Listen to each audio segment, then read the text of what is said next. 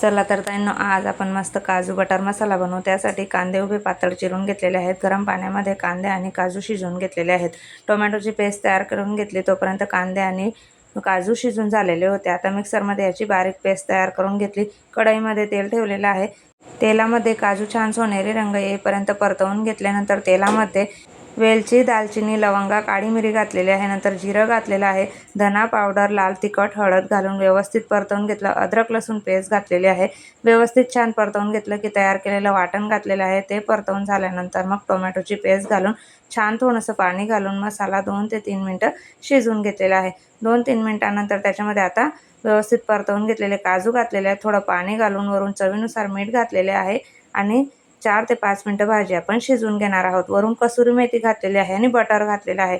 बारीक चिरलेली कोथिंबीर घातली। आपली काजू बटर मसाला तयार झालेली आहे। असेच नवनवीन व्हिडिओ बघण्यासाठी आपल्या चॅनलला सबस्क्राईब करा।